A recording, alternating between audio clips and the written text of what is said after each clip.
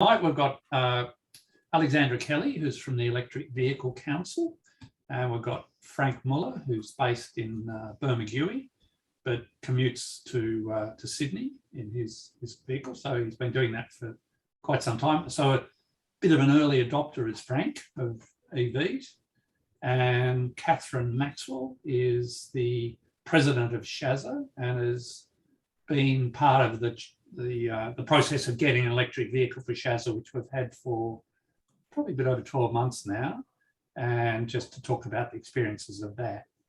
So Alex, I might hand over to you if you'd like to kick off, and then we'll go to you, Frank, and then Kathryn to pick up. So away we go. Cool. Thanks, Steve. Hi, everyone. My name's Alex, and I am the Policy Manager at the Electric Vehicle Council. The Electric Vehicle Council is the peak national body that represents the EV industry in Australia. So we're a membership-based organisation with members from the automotive, energy, electricity, fleet, telemetry, and other sectors. And we're a policy and advocacy peak body. So we're kind of the middleman between industry and government. A lot of the strategies and policies that you've seen or heard from state governments and the federal government recently, we directly feed input into those strategies and plans, and then work with governments on the implementation of them as they transition to electric. So the first thing I wanted to touch on today was electric vehicle sales. As you can see from this graph, we are actually starting to sell a few more EVs, which is really positive to see. We are still a laggard when we can compare ourselves to the rest of the world. We've just hit about 2% market share now of new sales being electric. Other comparable markets like the UK is sitting around 10%. And then you've got, the leaders, China and Norway, who are sitting well above that. So the reason we advocate for policy is to accelerate the uptake of electric vehicles and therefore see the market share of them increase. For the purposes of today and in the context of the EVC, electric vehicle refers to a battery electric vehicle and a plug-in hybrid, but not the mild hybrids that you might be familiar with. So the policy work that we do really is about addressing the barriers to uptake. On the screen here, I've kind of highlighted the top 6. But probably the first 3 or 4 are the ones that are really impacting Australia's ability to accelerate uptake at the moment. That first one and fourth one, so limited model availability and fuel efficiency standards, are interlinked. Currently, we don't have the policy environment in Australia that incentivizes vehicle manufacturers to bring models to our market. So currently we have demand outstripping supply, and when we're competing against other countries and jurisdictions such as the European Union or the United States, then we need to create policy frameworks to really compete for the allocation of the units to Australia. So if you've seen in the news recently, we've been talking quite a lot about fuel efficiency standards. This is about limiting the amount of carbon emitted per kilometre from a car over a vehicle manufacturer's entire sales in a particular year. And a fine is applied to that vehicle manufacturer per gram that they do not meet the target. So if you've got a small number of EVs that you're manufacturing, you can send it to somewhere where you might get a fine if you don't reach your target, or you can send it to Australia where there's no fine and no target. You're more likely to allocate those units to where you're going to save on the penalty. And so that's really what we talk about when we say the policy environment to incentivize manufacturers to come here. Upfront cost is definitely still something that we know consumers are that's holding consumers back. There is a premium on electric vehicles, but what we're trying to do and what we now have in 7 out of 8 states is some form of financial incentive, so something to reduce the purchase cost of an electric vehicle. And similarly, public charging infrastructure and home charging infrastructure identified by consumers as key barriers to uptake. And definitely where government has invested the most money. Got a table in a few slides that will show you how much is being spent by different governments on infrastructure. At the moment, as I mentioned, supply of vehicles is probably more of a problem than charging infrastructure. So despite public perception, we actually need to get more cars into the country to start using the chargers so that they maintain reliably commercial products for those installing the infrastructure themselves.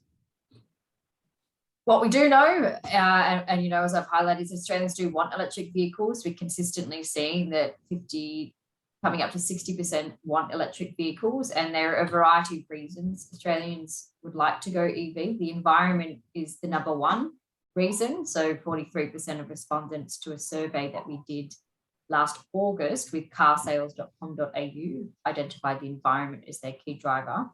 But interestingly, and I'd be interested to see now what the updated number on fuel security would be, given the current geopolitical climate and fuel prices. Fuel security. So as we transition away from using imported fossil fuels and rely more on Australian grown renewable energy, we will see fuel security increase for Australians, and therefore, you know, reliance on imported fuels decrease. The next one is health, and I actually feel like this one should be a little bit higher, given that we don't necessarily think about what we're breathing in when we're idling at traffic lights or outside parks or in parking spaces running our aircon. But what we're really doing in those circumstances is feeding particulate matter into the air. So particulate matter is a key cause of respiratory related disease and asthma. So health for me is probably another big reason that not only as an individual you might want to switch, but for the public health sector, there are serious savings that can be made and serious health serious lives to be saved. There are more people dying from respiratory related disease than there are from traffic accidents. And I think that's a statistic and figure that is not well known, but something that we should really be thinking about in the broader scheme of electric vehicles. The driving range, it comes back to, you know, what do consumers perceive as the need for their charging infrastructure, or what are they realistically going to use? So a lot of consumers, when we ask them, want lots of fast chargers everywhere, because, and in regional rural areas such as where you guys are living, it is really important to have those to connect intercity links and to allow for commutes. But the majority of charging is done at home most of the time, where you have access to off-street parking. Some of you might choose to use a PowerPoint. Some of you might get a wall box. But the majority of charging will be done at home. If you've got a business fleet and you have access to a car park, you have similar options. So the range that you need for your electric vehicle will really rely on your day-to-day operations. And as you can see from here, I just like to highlight that middle one, so 300 to 339. The green circle on the left is what people thought was the range that an electric vehicle had in 2020. So the awareness of how far an EV could drive in 2020. And if you look at that navy one, in 1 year, awareness is built around the capability of an electric vehicle and its range quite significantly, so 20%, which I think really demonstrates that consumers are more interested in EVs and they're becoming more aware about what they can actually do in terms of driving range. And so I think key considerations, particularly in regional and rural areas, is that there probably are EVs that can fulfill your day-to-day operations. And certainly now, if we were to do this graph, you'd see that there are a lot more EVs in that 400 to 499 driving range category. So battery technology is where a lot of OEMs, so vehicle manufacturers, are putting their money. They know that consumers want increased range, so they can have confidence they can do those long distance trips, they can go on their holidays, and they don't need to charge as regularly as they need to currently refuel using petrol. So on this charging, and I kind of touched on this, there are 4 different types of chargers. Home chargers, important to consumers, certainly. I think that there are people that have garages or off-street parking who understand that this is where they will do the majority of their charging. At the end, at the bottom there, you've got the fast charger. So what you might see on highways or maybe in intercity petrol stations. These will provide a large amount of recharge in a shorter period of time. The two in the box in the centre there are those that are probably more applicable to fleets or businesses, so workplace charging or destination charging. Now, these are two different types of charges that will feed energy to the battery over a longer period of time. But as you can see that 5 hours, 2 hours, it's not that long in the grand scheme of things. And depending on what your day-to-day operations are, then perhaps they could be fulfilled by some of these smaller and trickle charge options than having these large capacity charges available at the time. The New South Wales government, and I will touch on this, currently has recently just launched a program on destination charging, so providing grant funding for businesses to access to install charging infrastructure based on a map. So I'll get into that in a minute, but there is funding out there to support the installation of some of these other types of chargers, recognising that, you know, fast charging is definitely has a role to play, but similarly, so do these slower trickle charge options, slower or trickle charge options and destination charging as well. So the transition to EV, the key drivers and roadblocks we've kind of identified already are the regulatory framework, so things like sales targets, financial, the upfront purchase cost and charging infrastructure. And so what EV policy is really looking to do is to address these roadblocks. And governments have now all implemented some form of strategy, apart from Tasmania, though they do have actions to support either consumers in purchasing electric vehicles or to support industry in installing infrastructure for consumers to use electric vehicles. So from the federal government, the Future Fuels program, or the Future Fuels and Vehicle Strategy, was launched last year, and it was actually expanded at the beginning of this year. So this is a $250 million strategy that will primarily fund different forms of charging infrastructure.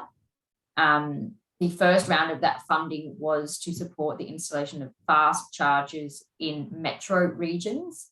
And then the second phase is now open and will look to support charging infrastructure for fleets. So I encourage you to have a look at what is available at a fleet level.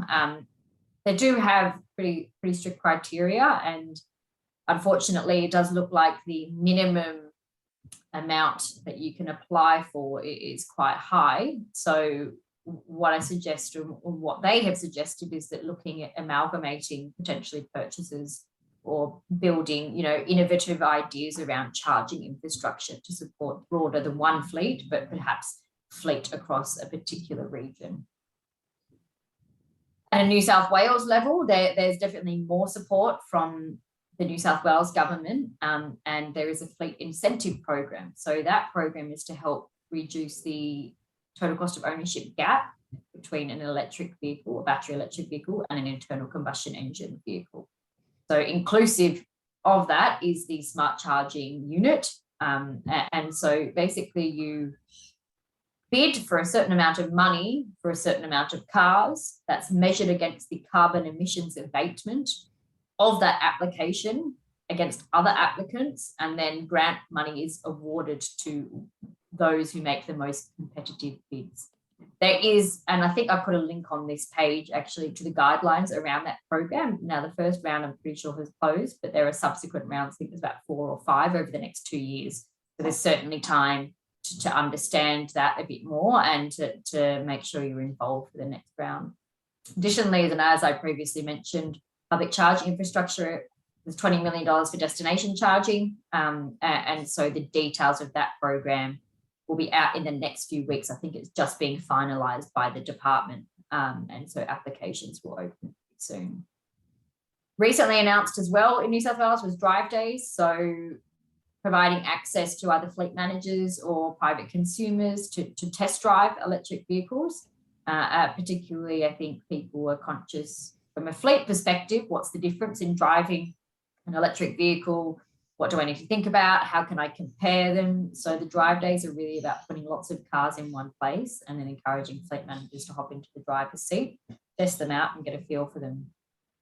Now, the EV charging site host expressions of interest is closed for this round, but I left it up there just because that is an iterative process. So though that has closed this round, it will be open again in the future. And I'm pretty sure somewhere in this PowerPoint, and if I haven't, I'll put it in the chat, there's a link to an email address or a website that you can sign up to, and then you'll get all of the updates from the New South Wales government on all of their programs, fleet related or not.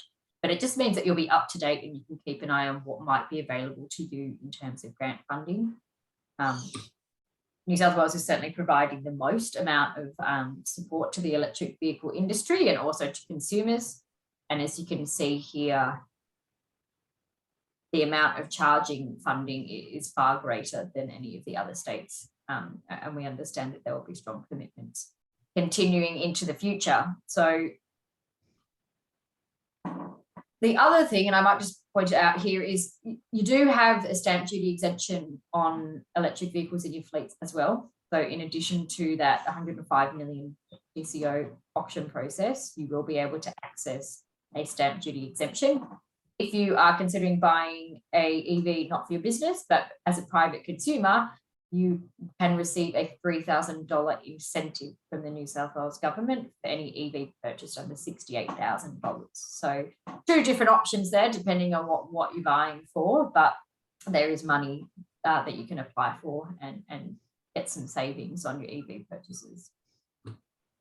Now this final slide, or two slides, is just to really show you that it is happening. So there's, fleet operators there that you might recognise, and then additionally, lots of councils are starting to adopt EVs because they recognise the savings benefits of owning and operating electric vehicles, either as fleet vehicles, pool vehicles, even as garbage trucks, tipper trucks, and I think there's even cherry pickers now in some governments. So the availability of different vehicle segments in electric drivetrains is really increasing, and we can only expect to see this grow as government support increases. This final slide is just some resources in case Steve sends the slides around. You can just quickly jump onto these websites and they'll provide information. The Electric Vehicle Council regularly publishes reports. So we've got one out next week, actually, the State of EVs, which is a snapshot into the electric vehicle market in Australia. And it has a breakdown of government policy, charging infrastructure data, and all things related to EVs. Previous editions of that report are available on our website. Charge Together Fleets is an online knowledge base and total cost of ownership calculator that was developed by the EVC with a consultancy called EvEnergy. And that's a really helpful tool to help you compare your current fleet data with a potential replacement BEV. The Driven is an EV news site, lots of good stories there about electric vehicles in Australia, very up to date on model availability. There's a lot of information packed into that news site, so it's a really good place to use as a reference point if you ever have any questions related to electric vehicles. And then those final two links are related to the EV programs and policies of the New South Wales government. So you can take a look at those as well. And that's it from me. So that's my final slide. The EVC website is just there in case you want to jump on. Great, thanks, Alex. So just a reminder, if you got a question, then just use the Q&A function down the bottom and we can then ask Alex that question. But just, is there a sense of what the lag time or lead time is on EVs at the moment? Because when I bought mine, I went online and paid and then arrived on the back of a truck in 2 weeks. Now, I sense I might have just sort of hit a sweet spot where a truckload or a boatload had arrived, but is there any sense of lead time now if someone wants to actually buy one?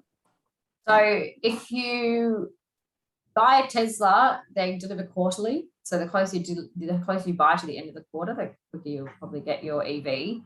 Or previously that was the case. Tesla's now pushed their delivery times out to about 8 months. So if you're buying today, you're going to be waiting a long time. And not only Teslas, to be honest, supply is pretty restricted across all vehicle manufacturers. Kia and Hyundai, when they released their latest EV models, sold out their entire allocation in 2 hours for the next 2 years. So there's not a lot, and it kind of goes back to that point of there's more demand than there is supply. And, you know, a vehicle manufacturer might launch a product in the country, but they may only have a very restricted amount of units that they will have available for sale.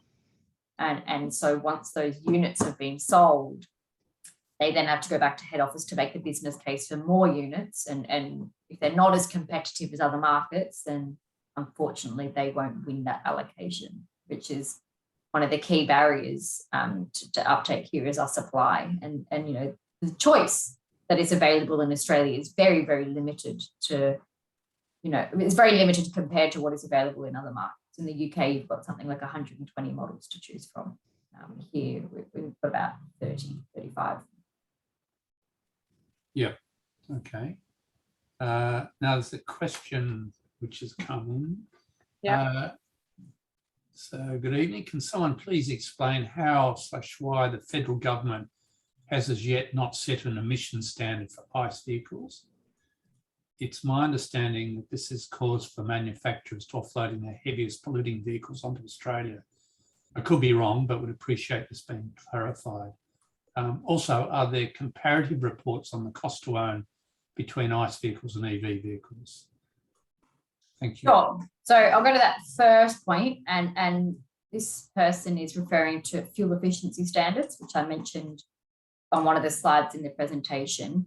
By not having a fuel efficiency standard, and the federal government has ruled out that they will be introducing one, despite that they were thinking about it 6 years ago, they've ruled it out now. By not having this standard, we accept the cars in Australia that other countries will not accept because they emit too many emissions. Because they are very emissions heavy, basically. So if you imagine a Model A, just choosing a random car name, it may not be accepted in the European market because it emits too much carbon per kilometre. You will not accept that car. We will accept that car because we have no standard to say no. So that's why we often, and you might see in the media, a line is we're going to end up as Cuba, where we've got all these cars that are 20 years old and, you know, similar to our fuel quality standards, which are also very, very old. We're not getting the newest technologies and the most efficient vehicles because we don't have the mechanisms to encourage the manufacturers to bring them to the market. Now, when I say manufacturers, it's not that the Australian-based manufacturers don't want the new models, they want them. But as I mentioned earlier, they have to make the business case to the global head office. And if global office is saying, well, I've got country A that has all these policies that make me bring them, otherwise they fine me, and then I have Australia and you guys just take anything. Well, it's a pretty obvious decision for global head office, right? So we often see, you know, in the media, well, why don't the manufacturers make them cheaper? Why don't they do this? The Australian manufacturers are actually trying quite hard to get more EVs into the market, but they're competing with all of the other countries globally that have very good EV policies. So they have to make the case every time they ask for allocation to the Australian market to global head office, and global head office is usually the one that says, well, why would we send them there? We'll get penalised if we don't send them here. So we end up with all the duds. Yeah, we got the dud fleet. Yeah. Yeah. And then that second question, comparative reports. We did some estimates a few years ago that showed probably in fuel costs in 2019, it was approximately $1,200 a year you would save, and about $300 on maintenance. And that report is available on our website, State of EVs 2019. We have recently done some research that has asked EV drivers what their savings are in fuel and in maintenance costs. And that report will be out in probably a month or two. And that will be some more definitive data on what savings are being made between the internal combustion engine ownership and the electric vehicle ownership. In terms of reports, there aren't any reports that I'm aware of that would do that. I mean, there are a lot of variables involved in a report like that. For example, energy costs, fuel prices. So it would be hard to quantify the exact savings, but you could get an estimate in a couple of $100. But yeah, it's around $1,500 a year if you wanted to kind of measure it in what the average savings that we used in 2019 were. Right, and that was a fuel price of significantly lower than it is now. Oh yeah. Yeah, when I drive past, the diesel down here was $2.27, I think, the other day. That's definitely a slug to fill up if you're doing a lot of driving.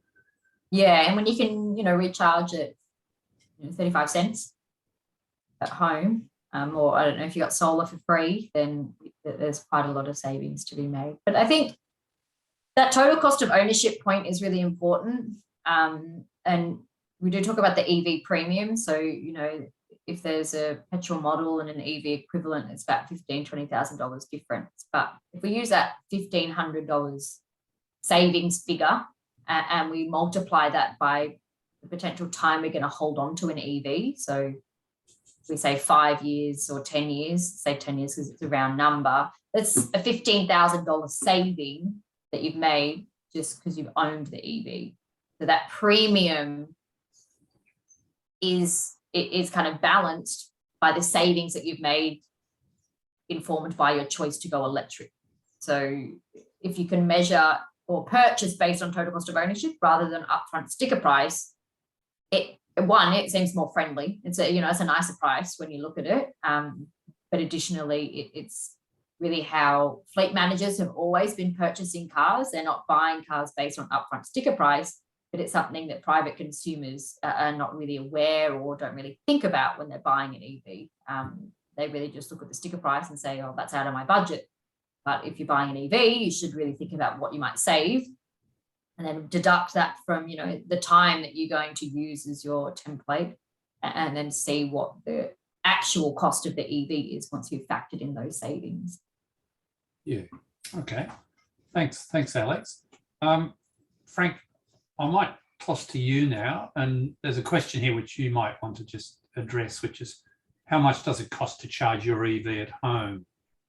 Because you've probably got that one sussed on your spreadsheet somewhere, but do you want to just... Yeah, well, I'm happy to... Yeah. Very happy to come to that, Steve. Look, I suppose I was destined to be an early buyer of EVs, and I've worked on climate change policy, advising governments since the late 1980s in Sydney and Washington, in Canberra, and also sustainable transport policy. And so when the Tesla Model 3 came, I was very keen to get one. And if you can believe it, took delivery less than 2 weeks before the New Year's Eve 2019. So I'm in Bermagui. I'm in between Sydney and Bermagui, but we were so I'll talk a bit about the commuting up and down. But we were here and obviously had to evacuate, and ended up at Narooma at the evacuation centre, which was full. So it was one of the things that I suppose I've never been one to fall in love with my car. A car's just been quite a utilitarian thing for me. But when I found that we could actually sleep in the Tesla Model 3, even though it was a sedan, and our feet went out into the boot, it was quite a pleasant surprise. So we've been pretty close to our Tesla Model 3 long range since those dark times.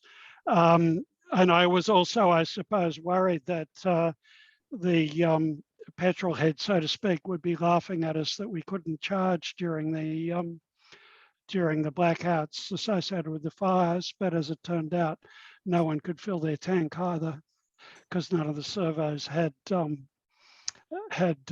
backup power. So anyway, that's sort of the origin of me being down here with a long-range Model 3. And I'll just talk a little bit about the personal experience of that. I'm happy to answer bigger policy questions later if people want to ask me.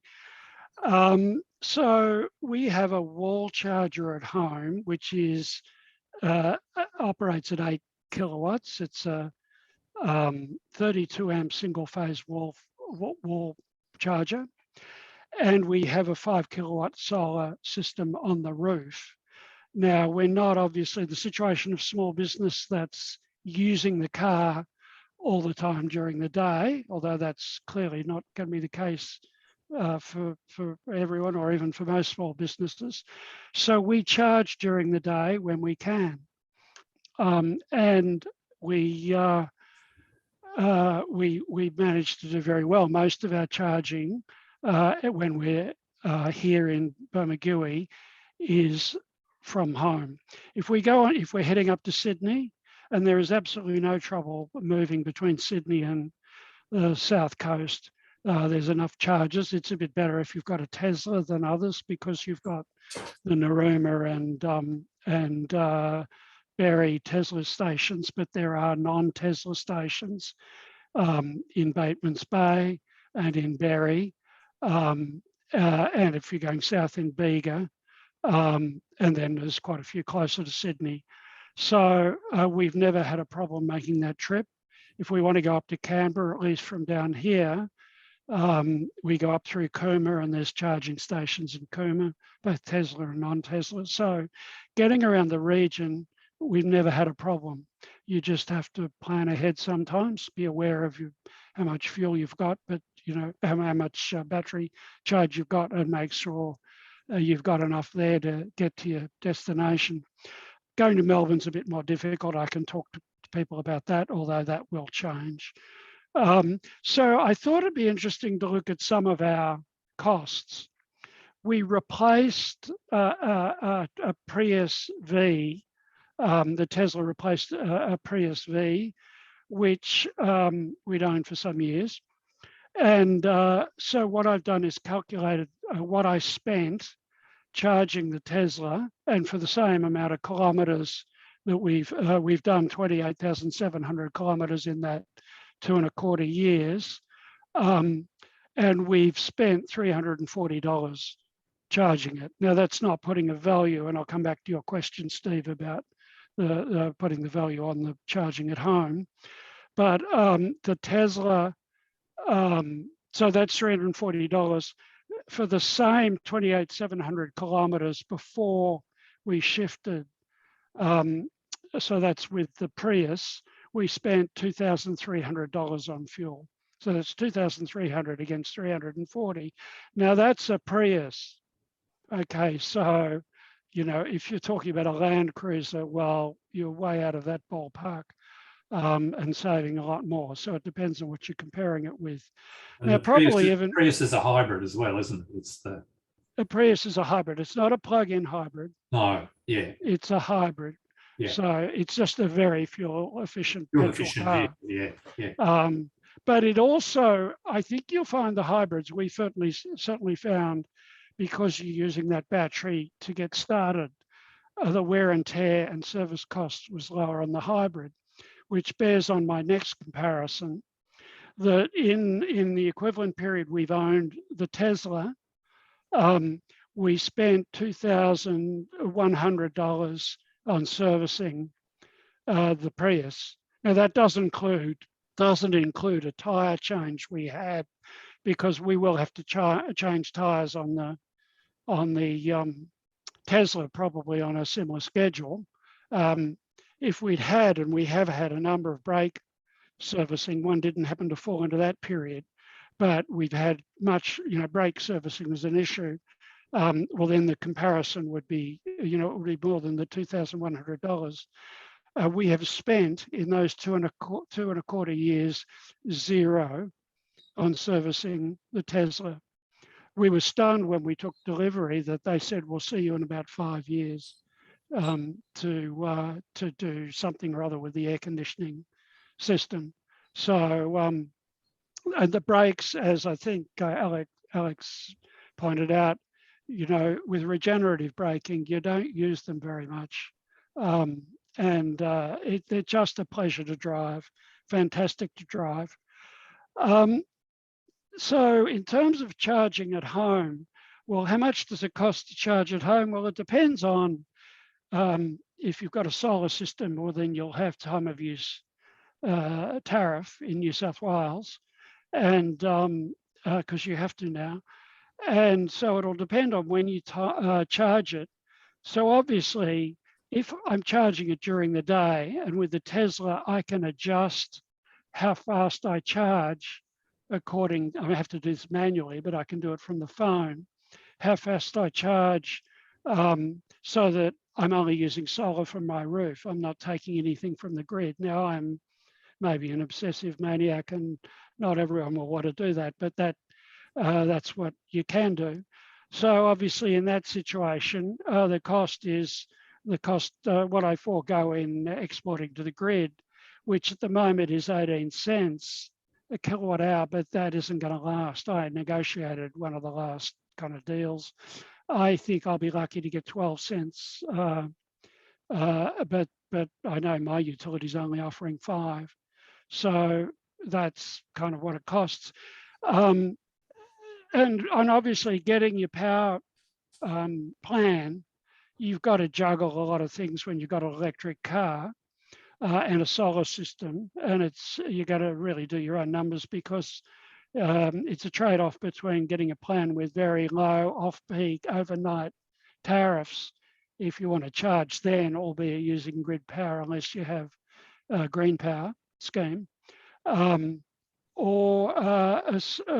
you kind of have quite slightly higher tariffs for what you import because you're getting a lot of money for what you export. If you get a battery, and I've always sort of taken the view, I've got a 75 kilowatt hour battery in my car, I won't quickly run out and get a 12, 13 kilowatt hour battery for my house, but I might soon. But obviously that again changes the calculations a lot. But look, what I will say is that I'd strongly recommend having a charger at home. I think that getting around this area, if you have a charger at home, you're not going to have a problem.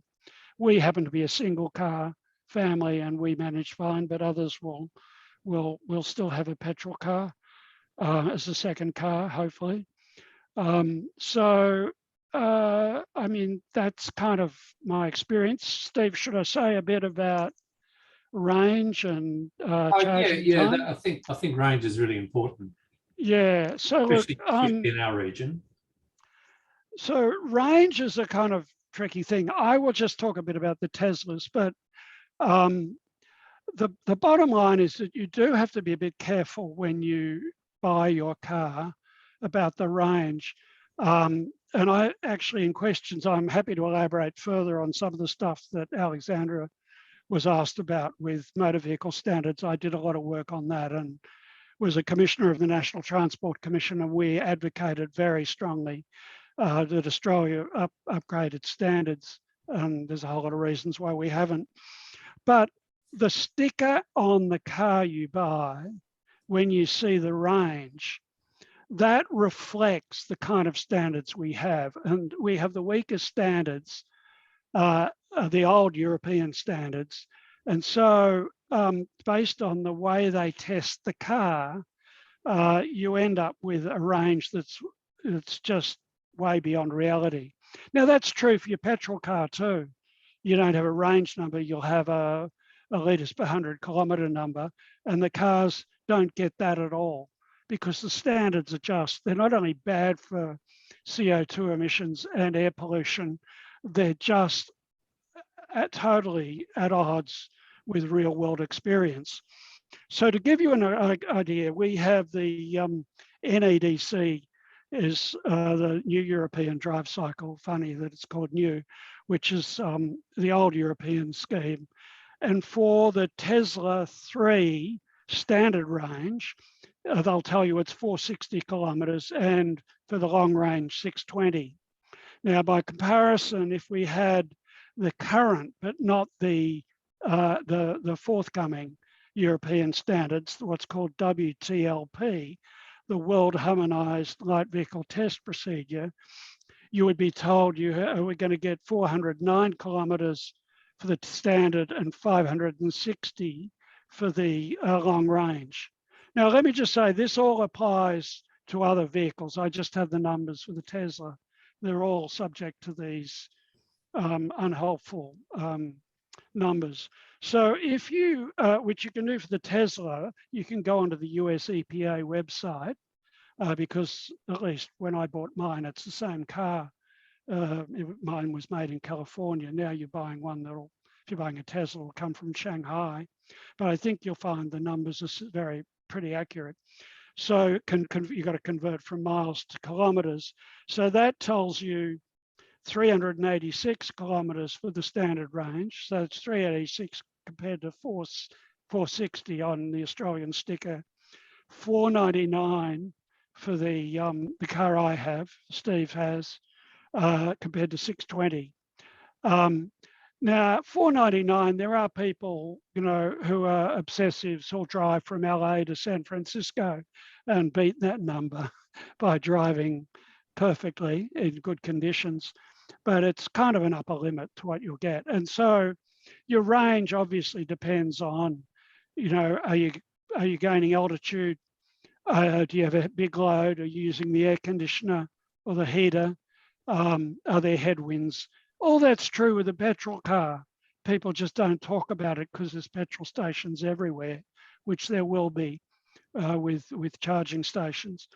And the bottom line is you've just got to be aware of how you drive and with the conditions on the day and plan accordingly. And I've never had a problem doing so. On charging time, again, I think you've got to be a bit careful about, I mean, the ultra fast chargers that are coming under the New South Wales program are 350 kilowatts, but currently not many cars will charge that fast. Mine will charge, I think about 120 is pretty much the top. But if you buy a Porsche Taycan, which costs a fortune, it'll charge faster. But so you've just got to be aware of what your particular car will do, and you might want to check that in purchasing a car. But I've had no trouble with the fast chargers, 120 kilowatt chargers, the ones we have at the moment, Bega, Berry, the non-Tesla ones are 50, the NRMA ones. There's some Tesla ones that are 120 around. With a 120 kilowatt, you know, you can be there for less than half an hour and really get a very good charge. But you generally don't want to charge above 80% because it gets slower as you get higher. And depending on the car, it may not be the best thing for your battery. So you only charge 90% or above, at least with my car, if you're on a trip and you really need it on the highway. The new Teslas with the new battery, different battery, I think are meant to charge to 100% more often. So again, you have to know your car and develop your own experience on what works best. But for me, it also, highway travel, it changes, I think, a little bit how you think about travel. I don't know about everyone here listening, but I've never felt I wanted to hang around a petrol station. But the charger in Berry is sort of a nice little spot opposite the park. I can walk up to town and have a coffee. And I do that quite often. I just actually treat the charging as a way of doing what we actually should be doing as drivers and taking a bit of a break every 2 hours. So I think my highway travel has been a lot safer since I've been getting into that kind of practice. And I think you'll find that a number of these charges that will emerge out of the New South Wales scheme, others that we're pushing in the Bega Valley, will be in very nice places where you'll be much more attracted. People will be attracted to stop, spend time, get a coffee or whatever. So anyway, okay, I'll leave it there. Frank, yeah, thanks.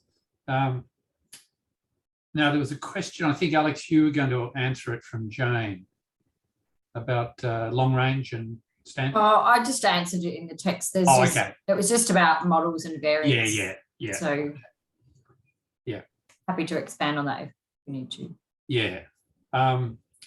Well, given the time, I might just go to you now, Kathryn, just to talk about SHASA's experience. And do you need those slides from me? At a certain point, I'll let you know when. So SHASA purchased a Nissan Leaf in November 2020. We were actually intending to get a Hyundai Ioniq, but it wasn't available at the time. We purchased the electric vehicle to drive the change to electric transport, because we know that transport is the fastest growing source of emissions in Australia. And it was clear that even though the EV has a premium purchase price, overall savings from reduced running costs and maintenance, plus relatively high resale value, would make this a good financial decision for us. We did a careful study of the requirements, particularly with regard to operating range, and found that the ZE1 Nissan Leaf would easily fit the bill.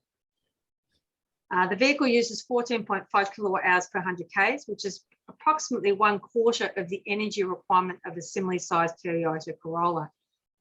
SHASA further reduces its running costs by mainly charging from rooftop solar.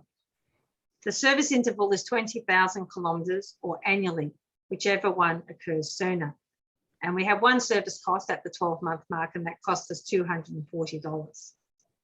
If regenerative braking is used, the brakes don't get used much, which also saves money. No technical issues have been found yet.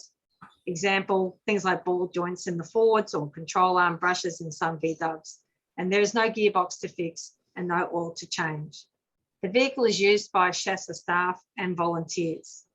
Now, importantly, the Leaf is available for test drives, and this can be arranged by contacting Louise McFadden, and I'll ask Louise to put her details in the chat line. We've had over 70 people test drive the Nissan Leaf, and 8 of those people have now purchased EVs. So I'll ask Steve to get the photos up.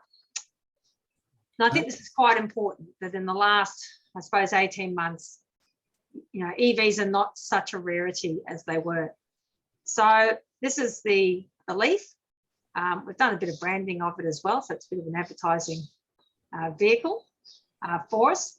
And importantly, we had this vehicle actually at the Nature Conservation Council conference last year. And the Nature Conservation Council is the peak environment body, and they actually lobbied, partly as a consequence of our efforts, the New South Wales government to get the EV package, the $590 million. So the fact that people could see the vehicle really helped to get their attention to, you know, what we were trying to do. We had some first adopters, Anka Dushka and Jorg Zilgerbell, who run the Maria Medical Centre. They have a Hyundai Kona and an Ioniq, and they charge it at work. So it's great. They're doctors, they're at work. You can see the solar array at the back there. So they save a lot of money, and they did it on health grounds. They said, as doctors, we see the impact of emissions, we see the respiratory and other illnesses that occur, and so they are really what we call our leading doctors. We've got Steve Coleman, who you see here, purchasing the Tesla 3. So we did a bit of a filming of all the users. So Steve's on the left with Tesla, and Jeff Berry is on the right. He went with a second-hand Nissan Leaf, so various budgets out there. Mike Snowd also bought a Nissan Leaf. He actually lives at Neligan, is the gentleman in the blue jacket and the cap. And he is a repairer at our repair cafe in Maria. And he wasn't coming because he felt a bit guilty about the fuel. Now that he has his second-hand Nissan Leaf, he comes weekly and just loves it. And one that we don't have a photo of is Rob Shorett. One of our members actually bought a Holden Bolt, which is a hybrid.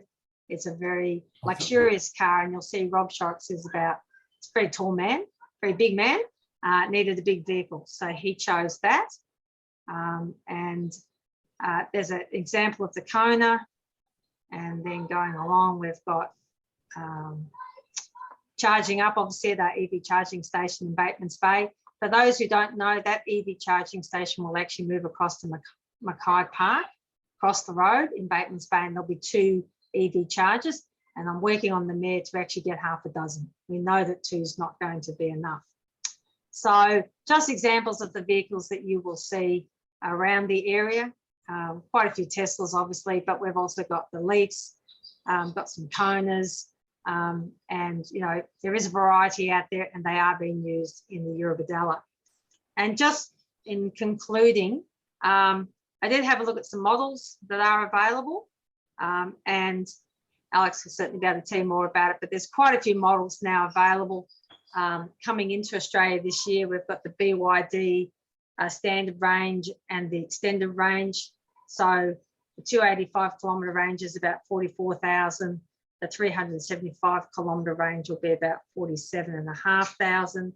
The Hyundai Ioniq, which has about a 275 range, is about 50,000. You've got the MG SUVs, 320 kilometre range for about 47,000. You've got two types of Leafs, the one that we got, but you've got the extended range model. The main thing when we say to people when you're looking at buying EVs is the big cost is the battery.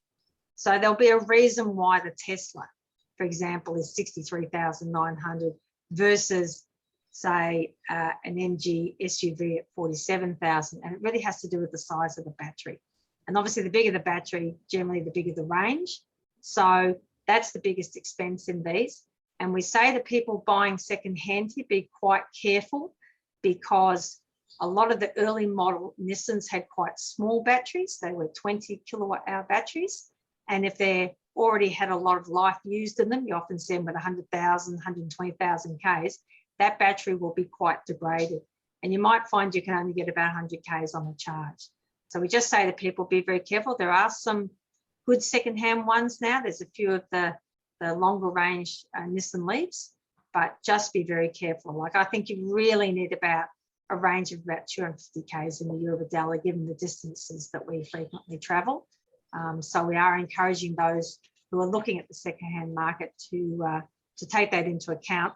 And SHASA is looking at a bulk buy for EVs, and Louise McFadden's working on that with a company in Canberra. Again, we'll make sure if we do go ahead, there'll be vehicles with a reasonable range. And of course, we're working with council. They have actually submitted EOIs to put some EV chargers, those fast chargers, in car parks. And we've got a couple of businesses in Batemans Bay and at Tilba to do likewise. So we are trying hard to ensure we get our fair share of these ultra fast chargers in the Eurobodalla, and we'll do the same with the destination chargers. That's it for me, Steve. Great. Thanks, Kathryn. All right. So there's a few resources that have been put into the chat line there, and just some comments. So Louise's number is there. If you are in the Eurobodalla and you want to test drive, by all means, give Louise a call or contact SHASA. So I guess the challenge for small businesses is that sort of upfront price, that sticker price that you have to pay. But when you look at the long-term value and the opportunity cost of having it, I crunched the numbers and it just made absolute sense to get one. And that was before fuel prices really went through the roof. But there's also, just as Frank described, there's an intrinsic value in sort of, it is nice to drive an electric vehicle. They're quiet, they're fast, they're safe. There's a whole lot of sort of pluses that are part of the process as well. Yeah, and I think for business, you've seen how SHASA is used it as a marketing tool. I think businesses could do the same. You're actually being a leader, you're doing your bit to reduce emissions, this transition to electric transport. So don't underestimate, the marketing benefit of being a good corporate citizen. And certainly it's been very helpful to us. It has greatly enhanced people's awareness about SHASA and what we do, just, because it gets seen around the region. Yeah. And I did a trip for Christmas up to the Sunshine Coast and back, and came back along the sort of the inland route down the Newell Highway, etc. And one of my criteria was finding hotels that were close to destination charges, or either had destination charges or were accessible. And So they got my business, and certainly the coffee shops did as well. So there's certainly, you know, the business case is probably maybe hard to justify at the moment, but the future will prove early adopters will pick up the benefits, I think. Just by way of finishing, now this is the second of the webinars that we've run, and there was a prize offered, which is an energy audit. Kathryn, do you just want to say a quick word to that? Oh, you're on mute.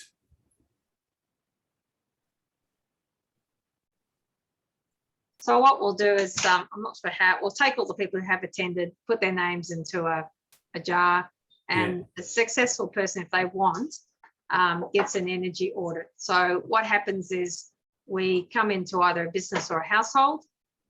We do a comprehensive report on areas to be identified to make potential savings. And we actually install things like the LED light bulbs, the water efficient shower heads, the door seals, all what we call the low-hanging fruit as part of that energy audit.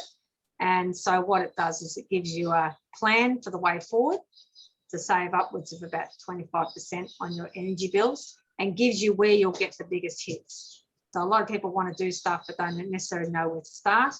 And the best, cheapest energy is the energy you don't use. So it's up to you, but it takes about 2 or 3 hours of a site visit, and then we get a report to you within a couple of weeks with photos and you know, costings for these items and so forth. So it's up to you, but we will put everyone's name in a hat and draw a winner out of that process.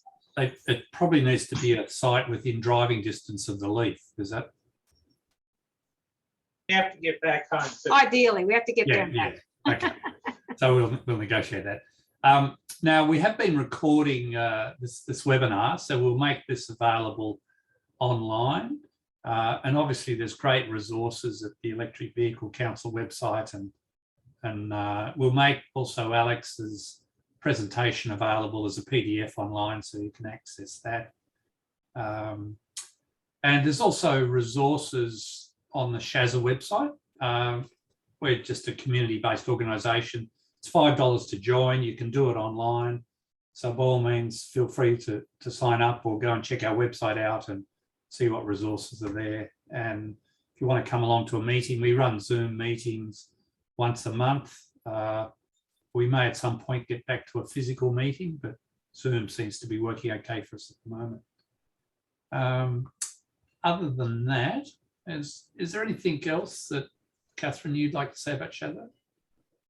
The only thing is we are hoping to run an EV car day on the long weekend in October. It'll either be at Mackay Park or at Hanging Rock. And the idea will be we'll have a whole range of vehicles. We'll have electric bikes. We're even going to have electric boats, but everything electric, to give people an opportunity to talk to vendors, talk to owners, and to do some test drives. Okay. I have to put that one in your diary. All right. So Alex, thanks very much for coming along twice. Thanks for having me. It's really instructive, and I hope. And Frank just has something to say, Steve. Yeah. So I hope you can just speed up the delivery of EVs into Australia. Yes, well, we're trying. So that's your brief from us. Yes. Thank you. Noted. Yeah. No. Thanks very much. And Frank, over to you. Oh, well, look, I actually just wanted to tell a funny little story, because I think the marketing point that Kathryn made is very valid for small businesses. But it wasn't long after we had the Tesla that I parked, for people who know Bermagui, I parked at that little shopping centre opposite the Bermagui Public School. And bear in mind, I don't have a car like SHASA that has, you know, EV or anything written on it. It was just our blue car. And I heard this commotion, and I suddenly looked up, and it was playtime at Bermagui Public School. And I don't know, a dozen or so kids had rushed over to the fence and were all yelling out, "Hello, Tesla, hello, Tesla," and waving at me. And I was surprised, but they obviously, you know, had been talking about electric vehicles and Teslas in the future. So, and look, for a small business, I just reiterate that the destination charging option in tourist towns is a very important one. And I think through Alex and others, you'll be able to get more information, because there's going to be money to support that. And if you've got, whether if you're a hotel, a restaurant, a shopping centre, you're going to get more visitors if you've got a destination charger. Absolutely. So you've joined the cult of Tesla now, Frank. All right. Well, thank you very much, and make your way into the evening, and you can go and have dinner now. Thanks, everyone. Okay. See All ya. right. Bye. Bye.